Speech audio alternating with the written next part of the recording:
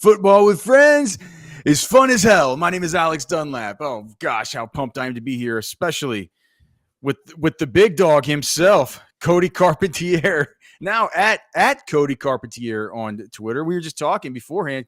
I guess now you can just change your your Twitter at. Elon Musk is just coming in and just dropping all kinds of new features for his blue subscribers. I will say I did lose my check mark. I think you lose your check mark for like 72 hours, so I'm technically not verified. Oh well, I'm sure that they'll get to it, man. Hey, man, it's so good to see all you guys. We got a bunch to get to today. It is, of course, a Final Takes Friday. It's a Final Takes Friday. So we're going to get to all the final takes. There've been a bunch that Blake has that he's going to get to us throughout the course of the show. You guys know how it works.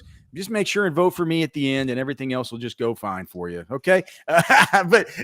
So we have just a bunch to get to as far as the final takes. Of course, we got this monster game coming up this weekend as far as Texas, what it's going to mean for them. But, we also have, Cody, I noticed we have some football tonight as well. So it is a Flex Friday on Prize Picks. So we can maybe put together some Prize Pick stuff. I know that there's some Longhorns Prize Pick stuff. And of course, please, while you're here, just a reminder to like the show, subscribe to the channel. It goes a long way with helping us. And, of course, I got to say what's up to the chat. Jay Ward, I woke up this morning. What is he saying? My only task for today was be the first in the FWF chat. Mission accomplished. Money B, of course, sir. It is indeed fun as hell. Let's see. Blake Winfrey, so good to see you, my friend. Gringo Horn 65. All hail FW. Thank you so much, sir. All hail FWF. Blake Winfrey. Do we think the category of the day is favorite Thanksgiving food, or Alex saving that for next week? No, I'm not going to do favorite Thanksgiving food. It's a trick question. There is no really. There is no ding ding ding ding ding. It should be what Thanksgiving meat is the best. Christopher Lyons, so good to see you, my friend. Of course, we have Sandman talking about all the turkey the overcooked turkey that we literally never eat at all through the whole rest of the year. If it was so good, why don't we ever eat it? Question for the ages, of course. Craig Simlinger, so good to see you, my friend. Text Guy 2. Man, it's great to see you guys. Christopher Lyons, everybody already popping off in the chat. Man, this is what we love to see. Uncle Mickey, Harish, my guy, so good to see you, my friend. Sam Hayes, Ryan Foster, Jeff Bowerman, Jeff Ketchum with a soup. Jeff Ketchum with a super chat 335. Okay. Tyler Finley, sad day for Joe Burrow. Man, Cody, has this been the worst year? I mean, my God, dude, it feels to me like, not for Texas, of course, but for literally though. How many? Like, can we just count the number of starting Rodgers, okay. Kirk Cousins, Burrow, Deshaun Watson, Anthony Richardson. Kyler missed so much time. Kyler came into the season, missed 9 games. So we're at 6. Stafford's missed a couple. Yeah. That's a lot. It's that's a like quarter of the league. You're talking like 7 guys. You're talking, almost Daniel Jones. Daniel Jones is out.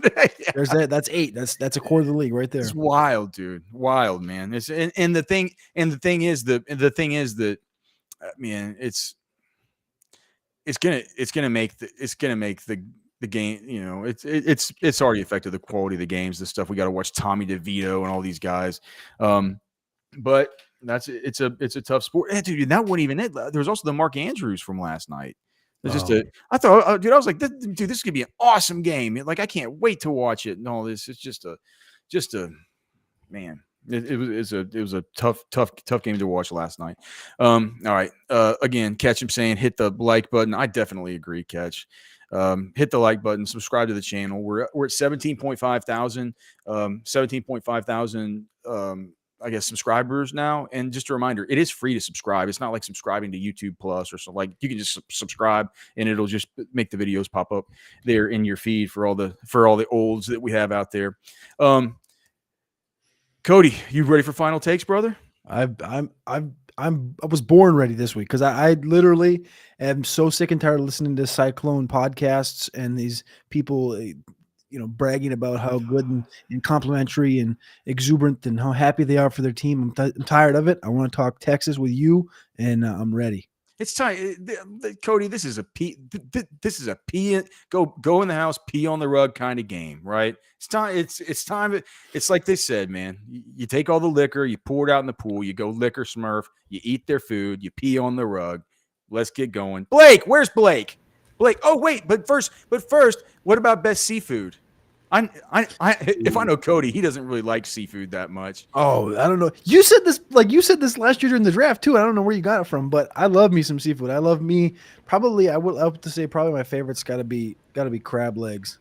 Oh gosh, I didn't even consider crab legs. That's a great answer. Cody's already winning final takes. Oh gosh, because you can break them open, dip them, use the little nutcracker thing, break them open, dip them in that lemon butter sauce. It's making my mouth water just even talking about it. That's the best answer. I was going to say fried shrimp, and that's just so bad. Shrimp's pretty. I mean, that's pretty good, but what about what about those charbroiled oysters? Have you ever had those? I like me some oysters. I do. The ones that are like that have that crusty like Parmesan stuff on top. Bunch of good ideas. And so Sam Hayes is saying fried shrimp all the time. Catch, of course, saying lobster tails is a block, of course. Fried drum or blackened. I love that too. I mean, a drum is a redfish, right? A redfish is a drum.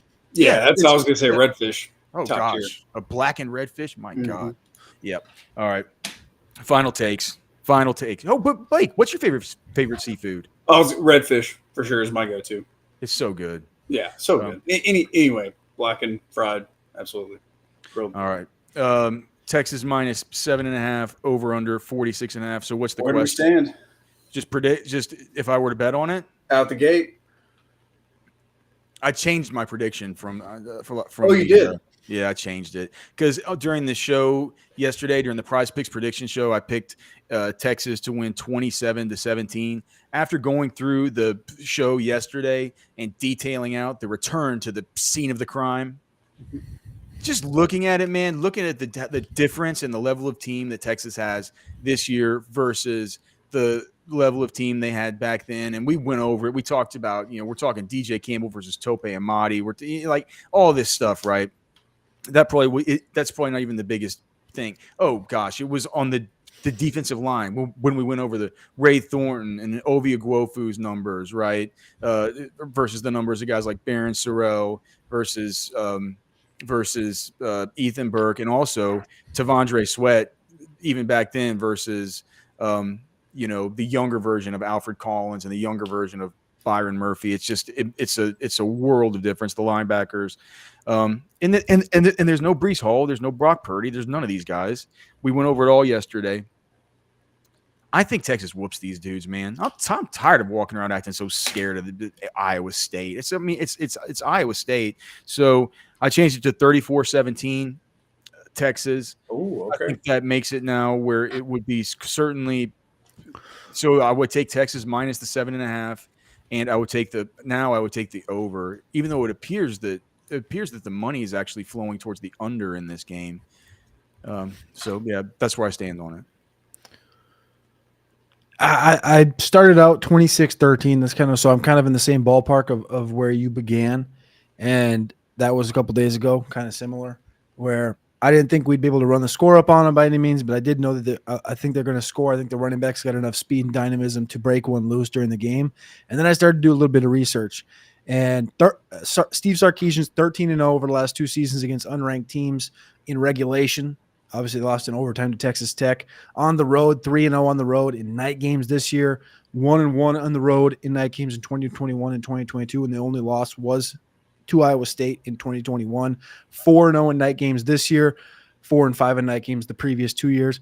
I think it's going to make a world of difference. I don't think that I don't think it's smart, and we'll talk about this over the course of the next 2 hours, but I don't think it's smart overall, the energy that Iowa State's brought this week. I don't think it was the right thing to do. I will say that. I would have thought, just as Iowa State, you're this little quiet team that doesn't get the 4 and 5 stars, which is all they talk about in their media. And you just sit back and you know the big dog, the top 10 teams coming into your backyard. Shut your mouth, let them come in, and then jump them. And instead, they jumped them on Monday. And I think that was the wrong thing to do. That's I think good. that lit a fire under their butt all week. And you heard it from everybody all week when they were interviewed and they were questioned. And they're like, yeah, we don't quite listen to all that stuff. But then I listened to Steve Sarkisian do his radio show last night, and he had Colt McCoy on. And Colt McCoy, and he pulls a stat up for Colt McCoy. And he goes, yeah, Colt, do you remember when you went to Ames and you were 18 for 23 with 212 yards, 23 for 29 with 298 yards and 4 touchdowns in 3 quarters? Do you remember that? And Colt's like, oh yeah, I do. And I think Quinn, and he basically alluded to, I think Quinn can do that. This, like, Quinn's on the verge of a breakout like that. And this team's on the verge of a 50-point game. So like I said, I started out 26-13. Everything I've heard and everything I've watched of Iowa State, I'm not that impressed. I think it's a very good team. It's a very team-oriented unit that I think is going to fight to the end. And some of the guys on their Iowa State radio shows have kind of alluded to, oh yeah, all these 4 and 5 stars. And Blake's got the graphic where there's 15, as you called them, what'd you call them? Super blue chips. Super blue chips, 15 of them, right? And the way that when you listen to these guys talk about Texas, it's this 4 and 5 star, 4 and 5 Hold on, star. what's a super blue chip again? Is that something that Texas design? Yeah, it's Catch's thing. It's Okay. a high 4-star plus 5 stars. So any of those players. So it takes top tier 4 stars plus 5 stars. Got it. And I think that the way that they're alluding to Texas as being like, oh, they got all these 4 and 5 stars, and when you go to Jack Trice, you're going to see what a 4 and 5 star prospect looked like. And I'm like, dude, like half of the dudes are starting. First off, they're not all. It's not like across the board. It's like the Bama number. Bama has 28, right? Georgia has 23. I think it'd be a different conversation if Texas was rolling in there 25 deep with 4 and 5 stars. So I think that them alluding to Texas in the same ilk as Iowa. I got a buddy that actually is an Iowa State fan, grew up going to Iowa State games, going to be there on Saturday. And he's like, yeah, we just hate Texas. And I think you can allude that to our defensive backs coach who played for Iowa State, and he took a cheap shot from them. And I think that that's maybe something that kind of rubbed off on this team. And I think that, what the hell was this defensive back's name? This was back in, he sent me the video. Do you remember this back in, it might've been 2001 or 2002, who this defensive back was for Texas or for Iowa State? Mike Davis cheap shot on Dion.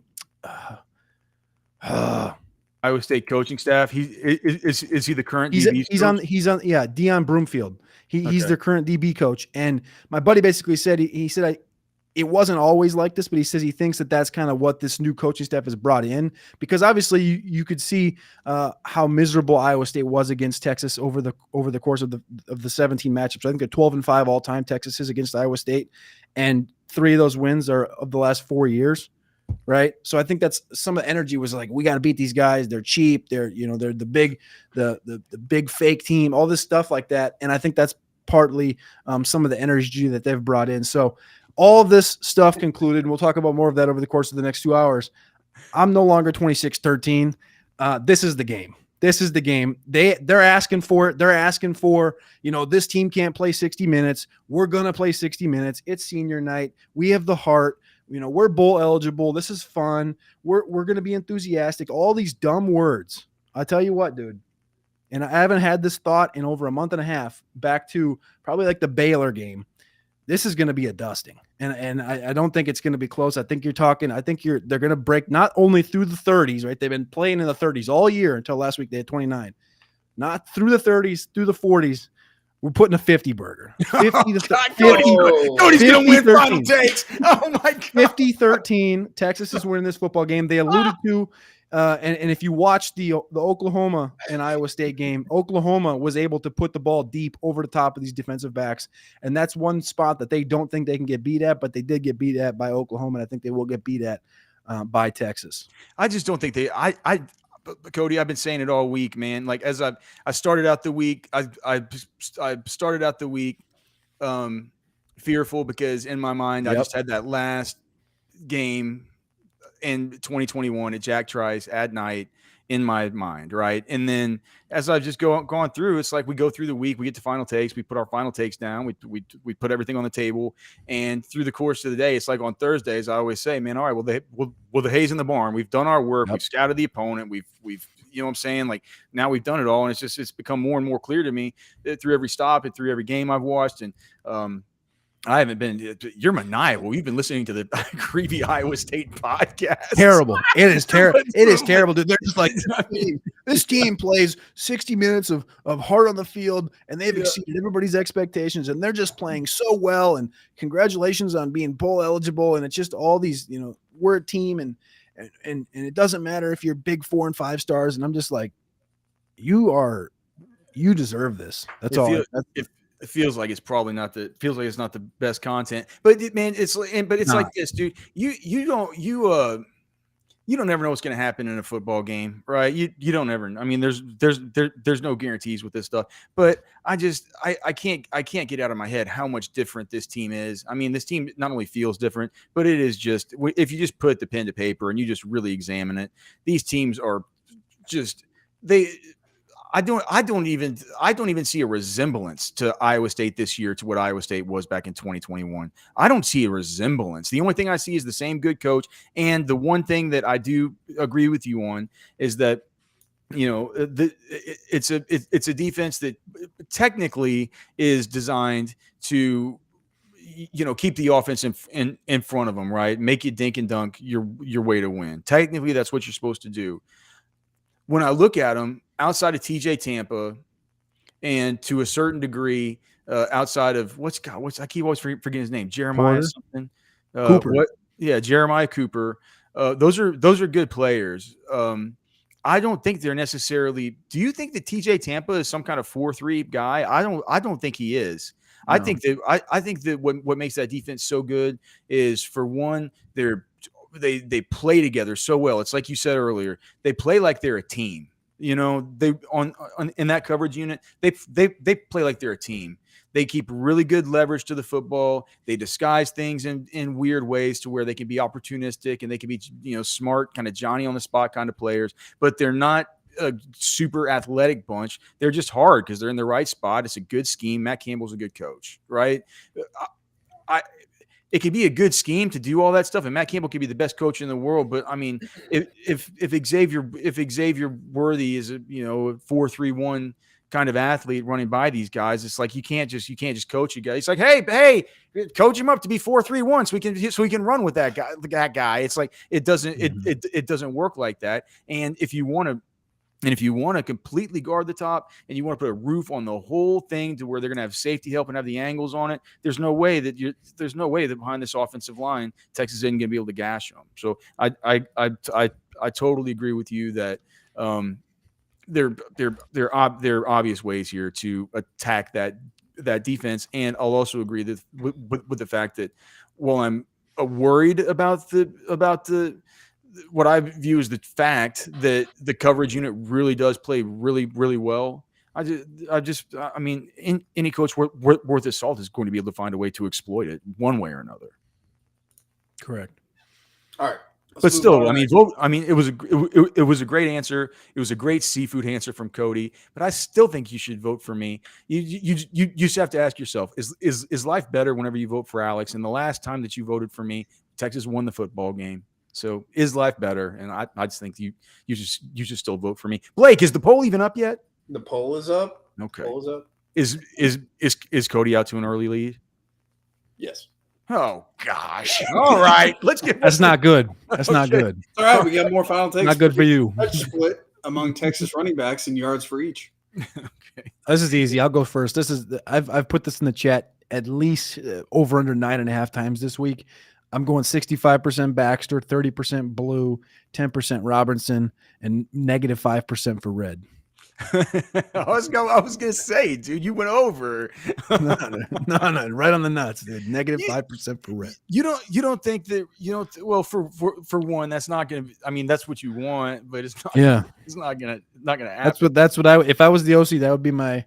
Or if I was the general manager or whatever you want to call it, if I was above the coach and I said, hey, do this or you're fired, that's what I would do. -5% for Red, 10% for Robinson, 30 for Blue, and 65 for Baxter. What I predict 75 for Baxter. I predict 15 for Blue, and then some just gargle of Red and Robinson getting a couple touches. But I think I have I think Baxter's gonna cook in this game. I think Baxter's going to do well too. If let's just look and before I do this, I just wanted to maybe we can just look and see what the touch splits have been, and if we think it'll be similar. Because on the season, if we look at it on the season, it's just so weird because I'll just share my screen here. If you look at this and you say, well, okay, let me make this a little bit bigger so it might be easier for folks to see. Okay, so this right here is Jonathan Brooks and CJ Baxter. These two lines. Okay, but it's been a tale of the whole season, right? It's like this thing tells a little bit of a story, right? Because CJ Baxter comes into the season, kind of banged up, right?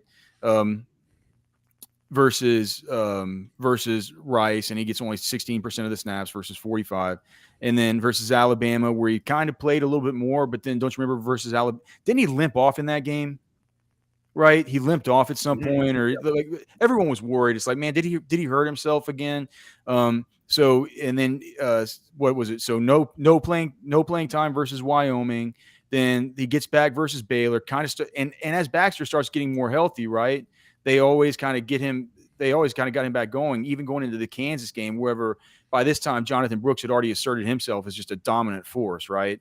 And we saw that continue because if we go back, Sark said that he's only been healthy now for the last couple of weeks. So we basically get to BYU, he's still not fully healthy here, right? In this BYU game, but he's kind of getting back up to health here through these. We see it tick up here, tick up here, tick up here for the RB2, right? And then you get to the KSU game, we're looking at 55 versus 42%. TCU game where he actually got a little bit of extra time because Jonathan Brooks got hurt. When did he get hurt? At the beginning of right at the beginning of the fourth quarter, like 12 minutes left, I think, somewhere around there. So that was probably a little bit inflated right there. So the fact of the matter is it's been such a dynamic situation all year with CJ Baxter's health that I don't know what the typical touch split would be between two Steve Sarkisian backs in this offense, right? So without that number to base it on, I think I'd have it a little bit closer. I think I might have it like maybe 55 Baxter, like 35 blue. And then 10, Savion Red and Keelan Robinson. Can you go back and look at last year's Bijan Roshan split? Yeah. Because Bijan had 135 yards in that game, and that was the first time Texas had a 100-yard running back or a 100-yard running back rush against Iowa State since the first two games of the rivalry. Did you want to see the split just on the season or the split for that one? No, game? the split for the Iowa State game. Yeah. Okay. So cool. Bijan had 135 yards in that game, and then, like I said, the previous 12 matchups they hadn't had a 100-yard running back, and then the first two games ever against Iowa State was Cedric Benson 199, 140, and then after that it just was all over the board. So it looks like Bijan and Roshan are right here, so they're going to be out whenever, but we can still know what it is. 70-42. Yeah, because I guess that's kind of weird. They played a lot of two-back sets in that game. It's wild, right? So yeah, 71%, 42%. On the year, it was. And do you know what, man? That's that's a good point that we just kind of stumbled onto. One of the best ways to attack a 3-3-5 is to use the two-back set. So maybe something to keep in mind there. Maybe we'll see both those guys out there at once. We did see a couple of situations last week where they got both Blue and Baxter in at the same time, right?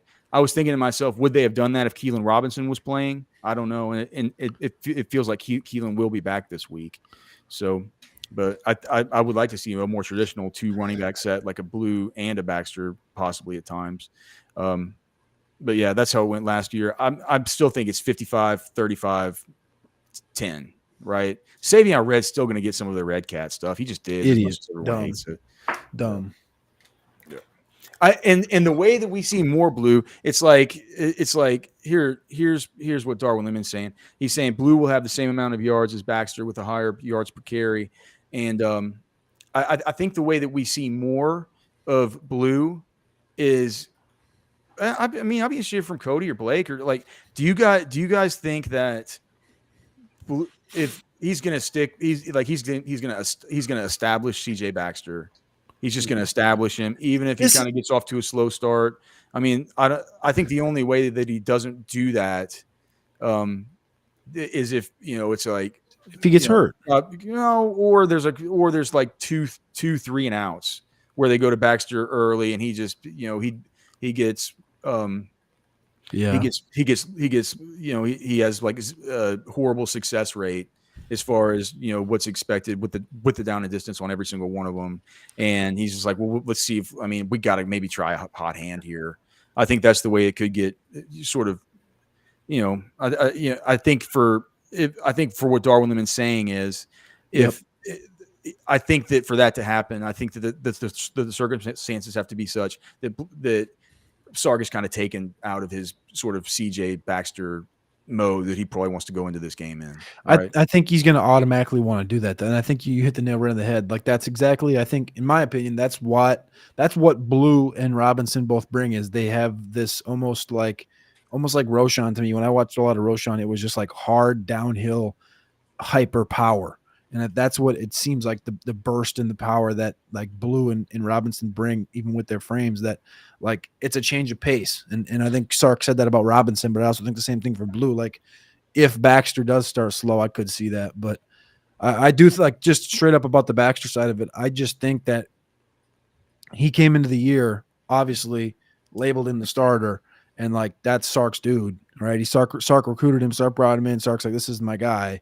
And I think this is the perfect opportunity if they can get it, especially if they get out early, dude. I think he's just going to run and run and run and run and make Iowa State just eat Baxter all day. And I'm not sure this defensive line can really slow him down.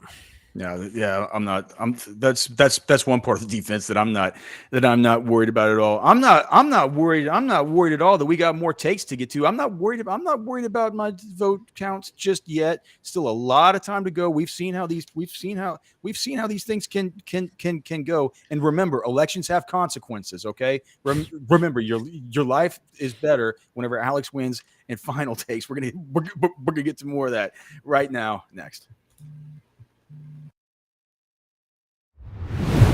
Give me your impressions so far of Rocco Becht. What are you seeing from him?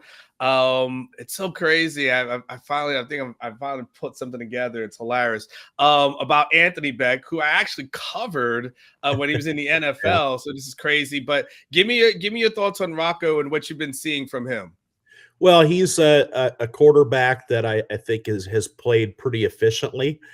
There have been a few key moments here and there. He's had a couple of pick sixes this season. One of them came in that Kansas game. Iowa State lost by 7. Total yardage wise, it was pretty close in that one, but a couple key mistakes in the 3 phases for the Cyclones in that one. And the pick 6 loomed pretty large. Iowa State fell behind 14-0 after that pick 6. But, other than that, I think that for the situation that he was put in, he came out of spring ball thinking he was going to be the backup quarterback again this season. And you guys probably have heard of like the gambling stuff that was going on and some of the suspensions with that. Hunter Deckers was the starter last season and came out of the spring. Everybody thought he was going to be number 1 again, and he was caught up in that. And we're not going to see him this season in the Cardinal and Gold. So in training camp, Rocco Becht all of a sudden is a redshirt freshman. He played a few times in 2022, but here he is thrust into this starting quarterback role as a redshirt freshman, and I think he's handled it pretty well. And the offensive line, we've seen that kind of come together. It's another young group under a first-year position coach in Ames, and they've been able to run the ball, especially against BYU, over 200 yards, one of their season best performances on the ground there, and that's certainly helped, I think, Rocco not put too much on his shoulders, maybe like there was earlier in this season when the Cyclones struggled to run the ball. No matter what you're needing, Specs same-day delivery can save the day with our Specs app or online shopping. From world-class wines to hard-to-find spirits and craft beers, to gourmet foods, delicious snacks, and spectacular sweets. It's Becht. Cheers to savings. Football with Friends is apparently full of liars in the chat. Look at Garrison. When we vote Cody, we win easy. When we vote Alex, it's a headache on Saturdays. This is easy. Don't listen to him. He needs to go to Specs. He needs to vote for Alex and go to Specs. That's what he's saying. Go to Specs. I mean, you got look. It's a night game. Cody, are you gonna be partaking in any kind of any beers, tequila, vodka? What's on the drink menu for you for this night game? I actually got nothing. I'm fasting right now, so I'm gonna fast until probably Sunday afternoon. So I'm gonna be drinking nothing but water. Unfortunately, fasting. Oh, is it like a straight water fast, or straight water fast? Yeah, just water. And how long you been on that thing? I think I'm on like only hour 7 or 8, but I'm going till Sunday afternoon. So by then it'll be in the 70s is the goal. Wow. The longest I've ever done before is 40. So you want to talk to Byron, man. He does this thing called the Master Cleanse every year where it's a fast, but you can drink this drink where it's like it's water, disgusting. It's lemonade, and you could put like some maple syrup or something in there that you're allowed to do, and you could put cayenne pepper in it. And apparently you just kind of sip on this drink the whole time. I could never do it. Cheers to you. I like going to Specs. So I got some electric jellyfish. I got some. Get some of them cookies. Got some Hornitos. Oh, they got those cookies at Specs. Yeah, man, you love those things. Those little shortbread cookies. Specs Wine, Spirits, and Finer Foods. World-class service. It is, of course, all about you. Again, guys, if you could remember to like the show, please subscribe to the channel. Ketch has already told me that if we can't get up to 100 likes, he's docking my pay. He's docking Blake's pay. So please don't do that to us. And every like that we get on this video is going to be how many likes this video has is how many yards this CJ Baxter is going to run for this weekend. So make sure and do your part there for that. It's a Friday, so it is Final Takes. I forgot to mention it's also an Ask the Boys Anything edition. You can ask us anything. I mean, that's part of the takes, right? You can ask in chat if you want to send a super chat, man. We certainly love this, and we'll also get to some Thursday night football, or not Thursday night football. Flex Friday prize picks here after a while. I don't think we're going to be doing any kind of Thursday night football recaps. God, I don't want to talk about it anymore. I just want to say that the likes, if you click the likes, you mentioned the rushing yards for Cedric Baxter. This other guy named Cedric Benson from you may know him, right? Top 5 pick in the NFL draft. Pretty good. Pretty good running back. Not too bad. Not too bad. His debut against Iowa State back in 2002, 199 yards. Most rushing yards Texas has ever had against Iowa State. And again, those were the first 2 games against Iowa State ever, 2002, 2003, back-to-back, 199, 140 from Cedric Benson. And the Texas has never rushed for over 100 yards since 2002, 2003 till last year with Bijan, went for 135. So got to put a perfect cap on that. Cedric Baxter going for north of 100. And if you guys like this video enough, he might go for 199. We don't know. Yeah, man. They're asking if you're from what makes you like Cody's from like rural Minnesota. What makes you dude, I'm from a town of 127 in southern Minnesota. this dude grew up ranch handing. All right. Final takes. All right. How about this one? Now, toughest matchup since the Oklahoma game. So basically, this is a tougher matchup considering everything around the game than Kansas State. That's kind of what this question is. Where do y'all stand on that? No. What are the games? So K-State, BYU, U of H, Houston, TCU. Oh, TCU. No. Well, I think we thought. Well, this was a question last week. You said what's the toughest game rest of the way? And I know I said Iowa State. I don't remember what Alex said, but I know I said Iowa State. But that was TCU versus Iowa State versus Texas Tech. Now you're looking in reverse. I would still say Kansas State though in that aspect. I think Kansas State was a tougher matchup then. I think it's a tougher matchup now, and especially over the course of the week. Now, the week could have went the opposite direction, right? We started this week, thought it was going to be a close game. Now I don't. I could have also went the opposite direction, but I just don't see how this team in Iowa State can line up against Texas for 60 minutes. And again, they've been talking. Hey, this team can't play 60 minutes. Hey, these guys don't want to play in the dark. Hey, these guys can't beat us in Ames. It's like, bro, first off, Texas is 12-5 against Iowa State, and if you eliminate the last couple of years, it's not even close. So if we're talking numbers to numbers, this is, and you want to talk about 4s and 5 stars, like, dude, you're asking for the trouble. I don't think it's, especially this, it's going to be the biggest win differential out of each of the last 4 games as well. So I don't think this is the toughest matchup. I mean, it just kind of, it feels, Blake, are we taking into account the fact about one matchup we were like, does it make it tougher that Malik Murphy was the starter? Or is that, or are we just talking about the, I think you have to consider all circumstances. I'm just looking at that team and that matchup, like that, that offensive line, that amount of talent. Well, and see, this is why you got to vote for me. I take an all-encompassing approach to the way that I plan to lead here, and I'm gonna take into account the fact that Malik Murphy made the matchup versus Kansas State tougher. I mean, all things being equal, now he was at home, right? So I guess that brings that. But that being at home is not enough to negate the whole Quinn Ewers thing. I don't think the difference between Malik and Quinn Ewers. So go ahead and strike one up for me on that one. I think that one was probably about as good as Cody's crab legs final. But here's the thing: you can't take crab legs into consideration. Did you just say the Kansas final State was the toughest matchup though? What? Did you just say Kansas State was the toughest matchup though? Yes. So we agreed. Oh. Well, but I have the better reasoning for agreeing, right? It's like, what? Speaking of tougher matchups, how about this one? If Texas does make it to the Big 12 title game, Oklahoma State will be a tougher opponent than Oklahoma buy or sell. Than Oklahoma was, or that Oklahoma would be? Would be. Sell. Oklahoma's tougher. I think Oklahoma State's, what's the word I'm looking for? Basically one trick, right? They can run the ball. They figured that out. Earlier in the year, they were not a scary team at all. Then they figured out they could run the ball with Ollie Gordon. I think you could bottle up Oklahoma State. I think they could commit Texas. The defense could completely commit to the run and stop Ollie Gordon, despite how good he is. Oklahoma, on the other hand, we've already seen that matchup, and we know that's going to be I hope they get Oklahoma just so they can avenge it, because I think that would be a freaking historical game. But I think Oklahoma State would not be difficult. It would be. It would be historical, not just because it'd be cool, but it's two SEC teams, baby. Yeah, those 2 SEC teams playing in the Big 12 championship, and just shoving it down. Shoving it down everyone's throat just one last time, man. It would be really, really good. Oh man, look, we got my buddy Wes in the chat. Almost choked versus Case. Hold on, who almost choked versus K-State? Texas.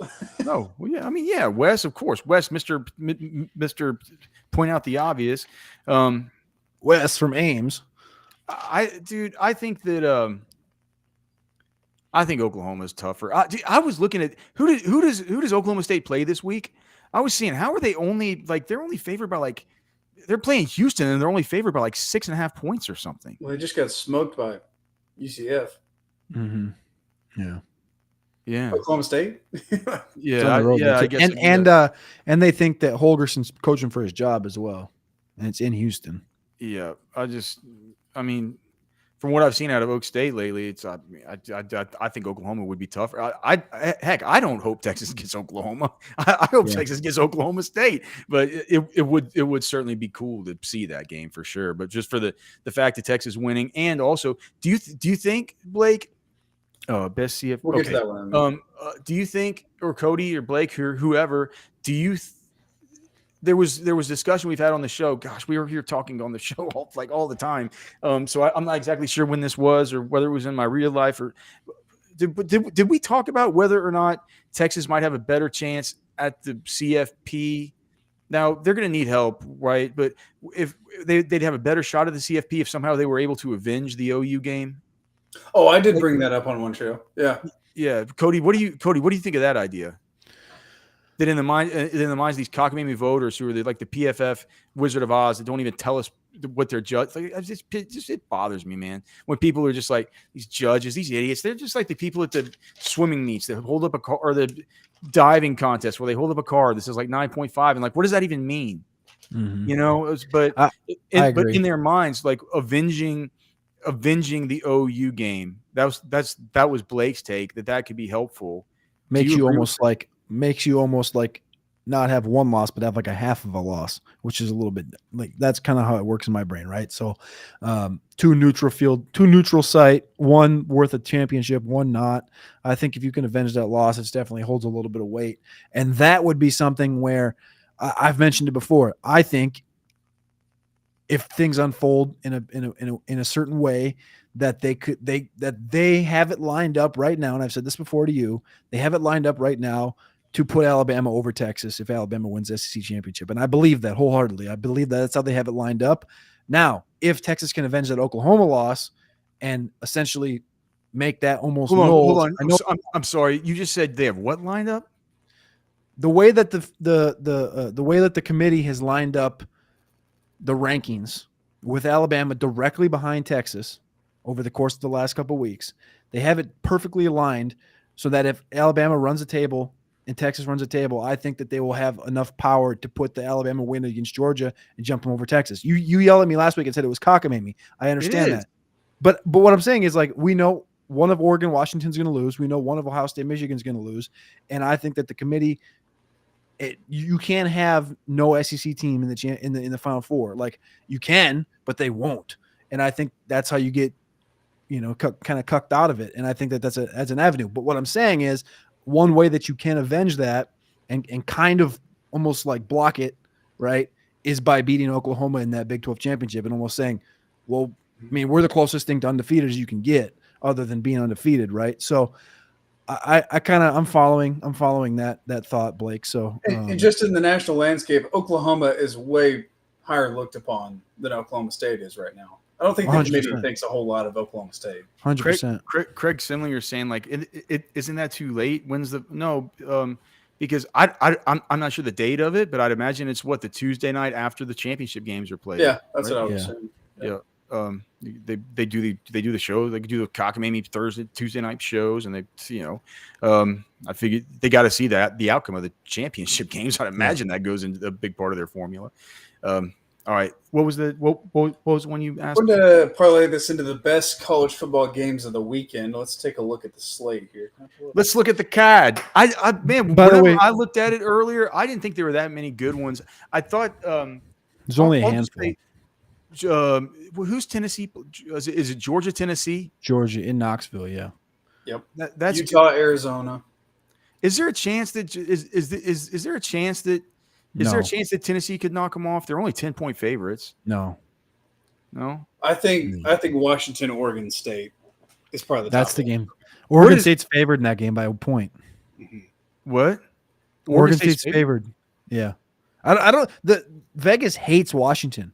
If you look at the odds, the hypothetical odds right now for the Pac-12 championship, Oregon's favored by 6.5 against Washington at a neutral site. And obviously you already saw Washington beat Oregon and the way the rankings have it set up as well. And now Oregon State is favored by a point in Corvallis. So I think Washington's kind of fraudulent as an overall team. So I also believe and trust that number. So, but I do think that's going to be a great game. So where's Washington? What's Washington's exact rank right now in the current one? Fifth. Right? Yep. Fifth, and then Oregon's 6th. And Oregon State these next 2 weeks. Who's Oregon State play in the week after this? Oregon. They get dogs back to back. Yeah. But Oregon State has Texas's CFP hopes on their shoulders right now. They really do. Yeah, because I knew they played. I guess okay. They could wipe the whole thing clean if they.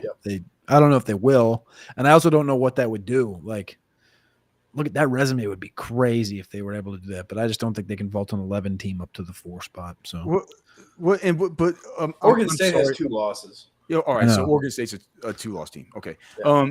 Cody, just let me ask you this, just as some like I've watched some Georgia and stuff, but I mean I know you're already doing your draft stuff, and you probably watch more Georgia than me. Like, what if you had to pick one? Like, what is that team's superpower? Offense. They have a quarterback. Like they completely replaced Stetson Bennett, who was a very good collegiate quarterback, with a guy that many look at as Dane Brugler said he's a top 50 guy this year already as a quarterback in this draft. And Jim Nagy said that he had a invite for the Senior Bowl in a box ready to go and send to Athens. And that he said Kirby Smart's basically asking Becht to come back to school. Like he's there. Like they haven't had a quarterback, I would say, to this level probably since Stafford, I guess would probably be my thought there. Aaron Murray, I know Aaron Murray was good in college, but Stafford, they probably haven't had a quarterback like this since then. And they have a great route running wide receiver in Ladd McConkey. They have Brock Bowers, so you don't really need to say much about. The offensive line's very strong. They have a good running game. Like it's not your normal Georgia team's completely dominant on defense, which is a really good defense. It's not the same, but it's a really good defense, but they have offensive firepower. Oh, and when you lose, just as much as they've lost on defense, it's like I can't imagine this team with Adonai. Oh man, I can't. Like it would be. I don't know. And I think outside of Brock Bowers, I think one of their better talents isn't even playing very much. It's Dylan Bell, who's just like a do-it-all, plays running back, plays receiver. I saw him at the pro day last year when I went out there, and they're barely utilizing him. When he touches the ball, he scores or he makes yards. They just have a lot of talent on offense. I think that they just it's a little different than the past couple of years. Well, I still hope they lose. They won't. Tennessee can't touch them. But even if they did lose, I guess they would probably still stay ahead of Texas. Yeah. Would they? I don't know. Would they? Yeah, they would. I don't know. They would. I don't know. But it would make it would make the championship game.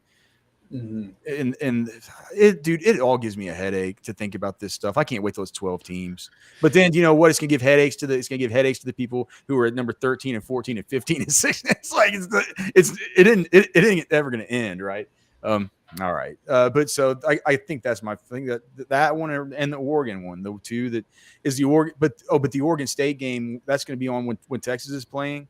Yeah. Or is that during the daytime? No, that's a night game. 6:30. So starts right before Texas. Get to see a little bit of it at first. All right. I think the one other game that I'm going to watch that's I think is interesting and doesn't have really any impact on anything, but North Carolina and Clemson. Drake May and Cade Klubnik. Klubnik, obviously from Westlake, and Clemson's kind of turned it around this year. They've only got obviously a couple losses. A couple of them are one score. I think Clemson's a good football team that can crack into the top 25, but also Drake May, and there's just a lot of talent in North Carolina, so I think that'll be a good game as well. Did you like Dabo's thing that he said the other day about these fans just being so untitled, so Dude, I love Dabo. Ungrateful. That phone call for me, like the Dabo meter went like this. It was just. I just said, "Oh my god, I love this dude." Okay. Kansas State, Kansas is another ranked matchup over the weekend, so maybe another one to keep an eye on in the midday slate. For sure. All right, let's move on to Quinn Ewers. What would you need to see in the remaining games of the season to change your opinion on whether or not Quinn Ewers should go pro? I mean, okay, so I'm coming from the opinion of I think he should go pro. I think he should go pro because I'm not sure that Quinn Ewers is a guy who's likely to elevate himself into being like the number 5 overall pick, number 1 overall pick, stuff like this, right? I kind of view Ewers as a dude whose ceiling is that maybe a Aaron Rodgers, not like a player like Aaron Rodgers, but that Aaron Rodgers like pick 20, 21, something like that. Something where everybody thinks he's going to go a little bit higher and he could slide a little bit, right? Go in the same place that, that's an area of the draft we've seen like Jordan Love went around there, Lamar Jackson went around there, just people who they kind of have questions about. I think that the injury stuff will always be a question that just continues with Quinn Ewers. If he comes back and he gets hurt again, it'll be even more of an issue. I think if he's getting feedback that he's likely to go, where he's being slotted, and quarterbacks always go higher than they're being slotted. And Brugler and these guys, they have him at like 45 on their big boards. I think, I don't think it's out of the question for him to go sneak in the late first round. And even if he doesn't, we've talked about it. You're not losing that much money considering it's just a 4-year contract instead of the expected value is over the course of 5 years during the first round, since the teams have to factor in the possibility of using the 5th-year option. So you're not talking about losing out that much money. And I've said it a million times, like these guys that go day 2, they're the Derek Carrs of the world, the Russell Wilsons of the world, the Jimmy G's of the world, the Kirk Cousins of the world. These guys go and they get paid big in their second contracts anyway if they turn out to be worth their salt. So that's the reason why I think it'd be smart for Quinn to go pro. Now, if he gets hurt again, or if he gets he just goes out there and he just kind of pukes it up, man. Just goes out there, throws a bunch of picks, looks terrible, looks worse than he's looked all year. Then that might be enough to have me change my mind to say, dude, he's got to come back and remedy this. It's like this year, a chance to go off the rails there if he missed much more time than the 2 weeks that he did miss. Now he comes back from that. He kind of looks okay for one game, and then things go completely off the rails. People are going to be wondering what the heck's going on with this guy. He needs to come back with a clean slate and hope he gets through the season, clean next year and continue with his development. That would be what I would need to see to change my mind. Interesting. All those names, second, third round picks. I understand that. I think that's kind of where he's positioned right now. I think he will, and I think he should kind of take similar with Ryan Watts, who I don't even know if we'll talk about him, but I just wanted to put this in there with him. I think he should be a guy that should be disappointed in not getting that Senior Bowl invite, and he should be one of the guys standing around being like, where's my invite, right? And that should fire him into this next game. But I also think the same should go for Quinn, right? If Quinn's thoughts were to go, I think that Jim Nagy probably asked that question. I think that question was already had, whether, should we invite him or not? And that's the exact same thing. He's coming back or he's not. Yeah. And I think the thought right now is that he's not, that he is going to come back. And I also want to mention that all those guys that you brought up, Cousins, Carr, Garoppolo, were all guys that played into their senior season. They didn't leave after their second season. Russell Wilson was a grad transfer. Grad transfer, correct. Yeah. And I just think that a guy like Quinn, like we've seen him, we definitely have seen his efficiency and his calmness come to the table. He lost some weight, which I think benefits him, but we haven't seen any of the next level traits, in my opinion. Like we've seen the next level traits up here, and as far as like getting rid of the football, being efficient, doing all those things, but I don't think we've seen it like as far as like he hasn't took that step up like we saw Jaden Daniels take a step forward. Bo Nix, again, these guys have been in college for 5 years, but they've taken that step forward. And I think that a thing that would benefit Quinn, and your question is in reality is in the remaining games, what does he need to do to go to that next level and to be, okay, I'm confident I'm top 50. He needs to do exactly kind of what CJ Stroud did last year at the end. And people were questioning CJ Stroud throughout. And again, last year was Stroud's second year playing quarterback. Also kind of a different level of statistics as brought to the table, 40 touchdowns and less than 10 picks. But when you got to the college football playoffs and when push came to shove, he had his best game against Georgia. He went for 348, 4 touchdowns against Georgia. He went for 349, 2 touchdowns, 2 picks against Michigan, 2 of the best games, 2 of the toughest games of the year. And in this game for CJ Stroud last year, which would have been Indiana for him, and then Maryland, and then Michigan, Georgia, he went for 5 touchdowns, 297 yards, went ballistic. That's the type of game you need from Quinn. You need Quinn to take a game over. I mentioned it a month and a half ago about Sweat. Mm-hmm. When will we know Sweat takes that step? It's when he has that big game, and he had that big game on national TV. That's Quinn needs that. Quinn needs that like in spades. He needs to have back-to-back 300-plus yard games with 3-4 touchdowns, no picks, and command a game. And now that Brooks is out of the lineup, it does feel like everything's going to be rested on Baxter. It should not be that way. It shouldn't. When you have the talent on the outside at the wide receiver position, it should be like, all right, cool. We know we got Quinn, and we know Quinn's going to spin. It doesn't feel that way. It doesn't feel like that's just like the dependency of the offense right now, which I think in a world where we know Quinn's going to the NFL draft or that he's being looked at in that ilk, it would be looked at that way. That's a good take. Cody's gonna mop the floor with me this week, and you all are gonna be sad to see me go because during my reign is during the king of final takes. Look at all the good that we've done together. I would just keep that. I would keep that in mind as we sort of go along here. Oh gosh, look at Blake May. He says that he's in the deer stand right now. He's just kicking it, man, hanging with his friends in the deer stand. Hey Blake, let us know if you see anything. Like just even if a little doe group walks up and starts sniffing around. Let us know. Be like, hey man, we got a little doe coming up here, sniffing the corn. We need the play-by-play. Let's see, Taylor Otterbein. Let's see this. Hey Alex, if they make the coach QB communication thing next year, how significant advantage would that be for Sark, especially starting a young Arch next year? Dude, I've talked about it all week. But I mean, if you want to just hear the quick take on it, I think coaches like Sark that see the field the way that he does and are pretty demanding of their quarterbacks to kind of see the field the way that they do and to make the right reads and to understand everything that's happening pre-snap, so they're comfortable knowing what they're doing and can implement his system in the most proper way. I think it helps a coach like Sark just the most of any. I really, really do. Now, all coaching staffs are going to have we're not going to have Venables talking and saying, Hey, Dylan, go get him, buddy. So if it's a defensive head coach, it's not necessarily you just have the offensive coordinator talking into the quarterback. He'll probably be in Stutzman's ears though. Yeah. Oh gosh. Yeah.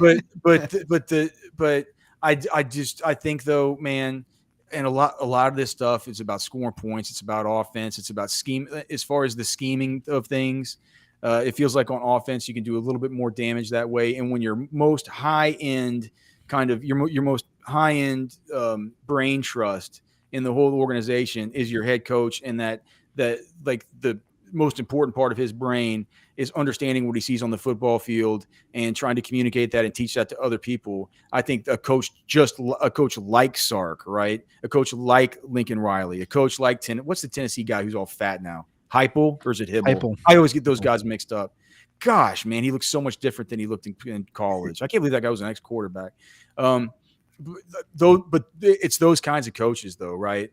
Who just see they just see things, and they can talk all the way down to 15 seconds, and they can say, "Oh, this safety. Listen, if after it cuts me off, that safety comes up, then to get a red call out to the tight end or whatever else." And I think it's just going to be immensely helpful. I'd be interested to hear Cody's takes, though. It's like that. I see that as being very, very, very straightforward. It's like, gosh, it would help a ton. 1,000. I mean, that's 1,000%. Like, I think the best example is tied to what you just said, but was with Kevin O'Connell in Minnesota a couple weeks ago with Josh Dobbs. Like, they came out and said, like, he read the plays to me, he explained the routes, all that stuff. Like, that is to a T, like the maximum of what you can do with that, which is essentially the coach standing next to the quarterback at the line of scrimmage saying, all right, this guy's about to run this route, this guy's about to run this route, snap the ball. And like, that's exactly what that is. And I think that's to the maximum. And then to the minimum, it's just that the sign stealing, and it expedites the game and cuts off dead time. And it just makes everything run more efficient and more professional. And I think it would allow a lot of quarterbacks transition to the NFL easier. We have Wes asking a question in the chat, but Wes's questions, I mean, I love the chat, but Wes's questions are always so cockamamie. I'm gonna look. I'm gonna look it over. We're gonna decide if it's worth talking about next. The thing that he said that kind of blew my mind was that he said, when I got here, it was Iowa and it was Texas. Though he mentioned two teams, is like, these are the teams. I say this all the time about the other schools who are doing the horns down, not playing us. I'm like, stop being obsessed with us, man. And so, yeah, Iowa State offensive lineman saying that he got there and they told him Iowa and Texas, those are the two big games. I'm like, man, and maybe this is why we struggled there so often, but I'm like, we don't think about you ever, Iowa State, okay? We started thinking about you 4 days ago, and that was it. All right? And that's the thing, Chance, you know this. That's what Texas has to match. They've got to take that feeling away. We've seen some Texas teams that can do it pretty easily. You were on some teams that took pride in doing that, but it does. Jason's right. It is a focus thing. The idea that that's how he started his season. Got to beat the Hawkeyes, and we got to beat Texas. And last year it did end a 3-game, losing streak for Texas. So they are going to be supremely focused. I hope Bo is right. I'm with Bo. I love the short little answers on social media. Let's hope, Chance, that it is a laser-guided reaction from Texas, and they do go in with this attitude of, all right, dude, you asked for it. Here it comes. Well, first, I want to agree with what Jason said, because I was going to get to the same point. That was the thing that jumped out at me. And you guys have heard me say this all the time, that when we used to watch film, Mac would pound it into our heads. This team is not the team you're going to see on Saturday. It was a recurring theme every film session for 5 years, because Texas is going to get your big shot. And sometimes I think people don't realize it, but to hear a guy at Iowa State, like, what rivalry have we had with ever? Like, who is Iowa State besides the Cyclones with a cow pasture with a field in the middle of it? Like, it's dumb. We don't think about them. But you hear it from his words to say it's Iowa and Texas. I mean, Iowa State's a big game. So that just puts to gravity on it. Now, when I look at this, I think you have to come in that bullet board material. What I told you is that there's a couple of guys that affects, and that's the guys he's going with one-on-one, because he essentially called them out and said, I'm not scared of you. I'm going to whoop your ass. You're coming in here to play in the dark, and I guess we're going to have a pillow fight at night. Like, that's calling them out. The rest of the team, they need to come in. Look, I don't know how you could be. I don't care what anybody says. The only focus that they need to have right now is the goal in mind. And this is just a team in the way of their goal. And if getting to that goal of a playoff berth or an opportunity for it, if that is in fact the goal, and you're this damn close, you're 9-1 at this point, you've run through the tough part of your schedule, and you've got these 2 games to finish out. If you can't be focused, they don't deserve to be in the playoffs anyway. I mean, this is understanding your goal and knowing we're right there. You should be able to smell it at this point. You're close enough. Be focused and go in and win in a dominant fashion, by the way. Oh, yes, a football with friends. Always just fun as can be here on a Final Takes Friday. Cody Carpentier, Blake Skaggs here with you. I'm Alex Dunlap. We're here every day, 3:30 to 5:30 on the Orange Bloods YouTube channel. If you could remember to please like the show and subscribe to the channel. Each like that we get on this video will indeed be an extra yard or just the total number of likes is the number of yards that CJ Baxter is going to run for this week. So if you want to have a big one, make sure to like the show, and you can also subscribe to the channel. We're now at 17.5K subscribers.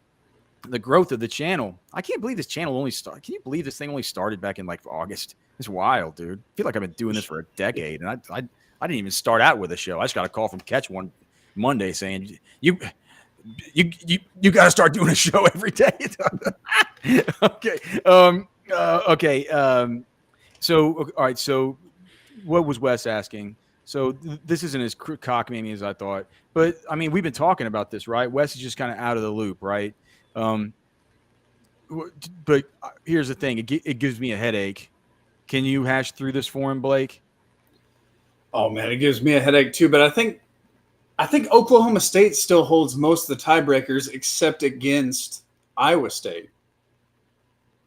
Right? Because Oklahoma State beat OU.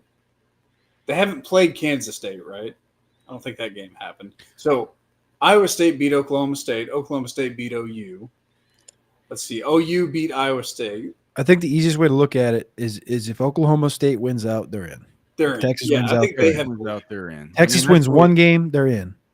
But Oklahoma State drops one game. Guarantee. We know Oklahoma's going to win the next 2 against BYU and TCU. So if Oklahoma State if Texas loses this week, unfortunately, it makes it pretty tough given some of the tiebreaker scenarios that they get in. So Iowa State would have it over Texas. Iowa State would all of a sudden be in the driver's seat for a spot. Yep. Okay, so we got Naaman Roberts here with another question we'll get to. Hey, guys, we've been favorites in all games except Alabama. Is this the game that a lesser of them pulls out all the trick plays? Lucky us. We haven't seen that this year. I don't care. I mean, if they let them pull out trick plays are idiotic half the time. Yeah. I mean, yeah, let them do the trick plays. Maybe they'll pull out one of these things where they have Bird Auburn. Maybe it'll be a Bird Auburn trick play. have the holder throw it to the kicker. See what happens. Yeah, for sure, man. I think he's talking about Iowa State pulling out trick plays, though. I say let them. You said Bird Auburn. I was just saying. No, I'm just saying. Do you remember the Bird Auburn idiotic trick play? Like these trick plays sometimes don't go as planned for the people trying to do the tricking, if that makes sense. I will say, it's talking about special teams there. My buddy that's up there, his 2 keys to victory were don't throw interceptions, and we have a top 10 punter that can flip the field every time. We just can't give them a short field. We'll be good. We can't give them a short field and we'll be good. That doesn't sound like a plan to me. Golly. Hey, but hey, the one thing that I was planning to do is to tell everybody about Val Garcia, Valen Realty, of course. Have you heard about Val? Do you know? Look at Val. Do you know what Val's going to do for you if you live in the DFW area? He's going to sell your house for free. If you work in the ministries, if you work in education, just no fee to sell your house, nothing. He's just going to come do it. He's going to come do it, and he's going to get it done fast. He's going to get it done the right way. He's going to help educate you through the process. Val is a man that came up working with his hands. This is a man that has clawed and scraped to become one of the top realtors in all of the DFW area, starting out selling power tools, working on homes, going through doing appraisals and stuff. This guy is a craftsman when it comes to understanding the actual product of the homes. He's going to teach you all about them, and he's also going to talk to you about fun stuff like football and the Longhorns and the Big 12. Hey, he'll talk about the SEC. He'll talk about hunting. He'll talk about bow hunting for black bears. This is 100% true. Val Garcia tries to lure black bears up a tree, and while they're climbing up the tree, he'll shoot his arrow down at them, like an angry black bear trying to come up and eat him. That's what Val Garcia does. But look at that smile on his face. That smile on his face tells you that he's gotten through those tough times. He's come up through those tough times to become one of the best there is. He's one of us. And if you tell him that you heard about him on Football with Friends, he's going to sell your house for half price. Anywhere in the DFW area, half price. We're talking $5K, $10K, $15K, $20K possibly. If you're a super rich guy like Tom G, or like who else is rich? Blake, who else is rich? Warren Buffett. You know, in the chat, the guys who give the big super chats. There's a bunch of them, man. South End Zone Queen. Yeah, man. Well, South End Zone Queen. Does she give big super chats? She got season tickets to Texas. She's got season tickets. She's super rich. So what I'm saying is, look, if you have a house that costs that much money, think about how much saving 1.5% is. It's a monster deal. Make sure and give him a phone call, 469-647-8729. You can also get him at valenrealty.com. It's Val Garcia at valenrealty.com. Again, he will sell your house for free if you work in education or in the ministries. Half price if you just tell him you heard about him on Football with Friends. All right, before we get to the prize picks, I want to point out the biggest disparity in the entire team statistical comparison between Iowa State and Texas. This one actually favors the Cyclones. Do we get to guess? Hold on. Before we get to this, I think we're getting some play-by-play from Blake May here. Oh, what are we getting? He says, I'm hunting over a food plot right now. Oh, man. It's okay. going down. Hold on. There's more. I've made myself see deer out of sticks and logs already. Ha ha. Keep us updated. We want to hear it. I've made myself see deer out of sticks and logs a million times, Blake May. And these guys in the chat are talking all about how look, here's the thing.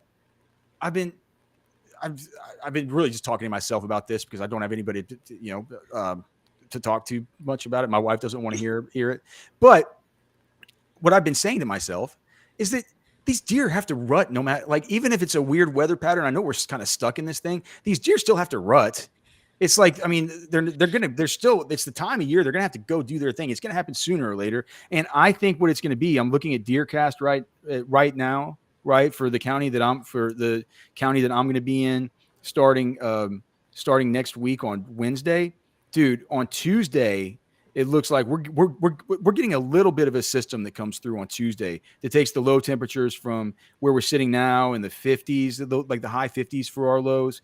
By Monday, we're going to get down to 45. By that Tuesday, out there in the far western reaches of the hill country, we're getting down to lows of 36 and stuff. And then through Wednesday and Thursday, we're getting down to lows of 38, 40, stuff like that. I think that's going to be enough of a change to get them moving. And I know that pattern is one that we're going to have across a lot of the U.S. So I'm hoping that, they're going to have to rut anyway. They're going to have to get on they're going to have to get, right now, I think that a lot of locations are probably in pre-lock or lockdown. I don't think, at least we're not there yet. They're going to get on their feet. They're going to get on their feet. All right. And vote for Alex. All right, Blake, what is the next one? Well, hold on. The biggest statistical comparison difference, like the entire chart, right, between Iowa State and Texas, is actually in favor of Iowa State, and it is kickoff returns. Iowa State averages 32 yards per kickoff return. They are second in the country. Texas averages 17.6 yards per kickoff return. They are 101st. I don't chart special teams at all. Does that stat have anything about kickoff return coverage? That sheet you're looking at? Kickoff return? No, I don't see any kickoff return coverage. Like yards allowed per yards allowed per return? No, not on here. This is just the thing that the University of Texas puts out before the game, the pregame. Yeah. Okay. I saw that. I was going down the list like FBS rank, and I saw 2 next to this Iowa State category. I was like, what? And it's kickoff returns, and Texas is just atrocious. Jose Rodriguez asks, and again, thanks to all you guys in chat. If you guys are enjoying the show and stuff, make sure to subscribe to the channel to be reminded whenever we're on again. And if you could like the show, it's just, as we said, it's free to do it, and it'll be one extra yard that CJ Baxter runs for this week. Also, Blake May said he sent me photos of his view. Something's going on with my email. If you don't mind resending it, I'll put my email in the chat. I have not been getting some of these emails y'all have been sending, so I'm going to put that. I will say, based off of that, Texas has allowed 17.8 yards per return. They also have 38 touchbacks, which is top 15. Well, that's one thing. What's his name? Will Stone. That's one. Yeah. That's what he does. Is they've only allowed 16 returns on the year. So yeah, maybe they just shouldn't. Look, a key to the game that we've identified: just kick it into the end zone. Don't let him. Right? Don't let him get what they averaged 31. That's a lot. That's what it says. Yeah, gosh. 32. Okay. But let's get to Jose Rodriguez. He said, any chance the Iowa State D-line stuffs Texas's offensive line? I don't see a way that it happens. The way I see it happening is if we get bad Hayden Connor, I hope we don't. He could be an issue there at left guard. And Christian Jones, if he's I couldn't believe Christian Jones the way that he was kind of getting pushed back last week. So it was so uncharacteristic of the way he's played all season. I think, clearly he'd missed the game the week before. There was just something going on where he was coming back. You got to figure he's going to be even more on the mend this week. So I'm not worried about that. Man, there's let me just say that, there are things there should be a lot of other things on your worry list before you ever get down to what either of these offensive lines or either of these sides of the line of scrimmage match up with the other side, because that's probably the biggest mismatch in the favor of Texas that we have in this whole ball game. Yeah, I think you hit the nail right on the head on all those aspects. One of the things I was listening to the radio show, and they were talking about, I think the big point is we need to get after this. We need to get after Quinn because he's a good quarterback. In the last 2 games, they haven't allowed a sack, and we really just need to, put pressure on him. And then that was the end of the conversation. They just kind of didn't have any ideas of how they were going to do that. They just said that we need to do that. And when I'm over here on this website looking at pressures, they have nobody in the top 150 in college football. And I'm just looking at the Power 5. I'm not looking at the FCS and everything else I could be looking at. Just swindled down by 68 Power 5 teams. They have nobody in the top 150 in pressures this year. But they have depth, so we should be scared. We got some other we got some more play-by-play here. Brandon Foster's in a deer stand right now. a few doe and yearlings. Kerr County, hot in the stand. Love me some Kerr County. Love me some Kerr County. I mean, that's God's country. Alex is just getting hella just what do they call that? Fear of missing out, FOMO. Hella FOMO right now. He's like, all these guys are. I mean, it's like what is it? Was sadness because I am missing out. I'm not fearful of it. I've already missed out. They're out in the deer blind, and I'm not. So, but what I'm doing is living vicariously through them, right? Yes. But I'm going to a new spot. Probably strike out. Come back and give you guys some bad news next week. But I'm gonna try. I've been map scouting my little heart out this whole week, trying to figure out where I'm gonna go when I first get there on Wednesday. All right, let's get back to the final takes. Let's jump into the prize picks. We'll just go one by one. This one just got listed not too long ago. Adonai Mitchell, 3.5 receptions. Man, whenever you told me that AD Mitchell or Adonai Mitchell was up, and here's the thing, I told you yesterday, Blake. Sark calls him AD every time. Whenever people ask me about Adonai, he's like, with AD, we like so. Anyway, with Mitchell, they also did a pump up. They did a hype up video at Texas Longhorns football on Twitter, and Quinn calls him AD. Quinn said, "Let's do our thing, AD." That was that. So everybody's like, you got to call him Adonai. That's what he wants to be called. That's what he wants to be. It doesn't seem like that's what he wants to be called. It's fine though. It's fine. I mean, the guy, I will take him at his word. Whenever Blake told me that they had put one up for Mitchell, I said for receptions, I said what 3.5. He said, "Yep." So I think that goes to show, for one, it's like I have just a massive intellect, and two. and two, I think it's actually right on the money. Like, I don't know. I think it's right on the money. I think with the way that this, the way with this defense, for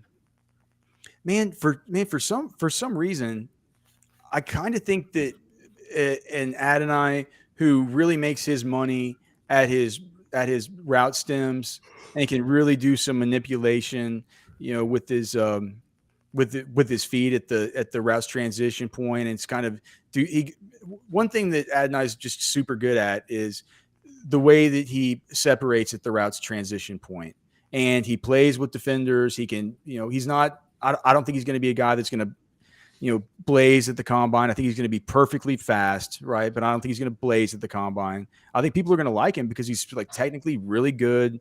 He can make himself get open in a flash. He's got fast hands to the football. I just wonder if that's the exact type of wide receiver versus this defense that feels so fundamentally sound to me is going to be the one that's picked to be featured as opposed to the one that can just burn them. So I don't have a good, like, this is a stay away one for me. I'd be interested to hear what Cody thinks. I mean, and if you think I'm wrong about the idea, Cody, that he might not, but just as far as his skill set, like, do you kind of see it the same way that I do at this point? I think I see it pretty similar. Unabated, the edge is negative 10% because the projection is 3.6. So I'm definitely not betting on it.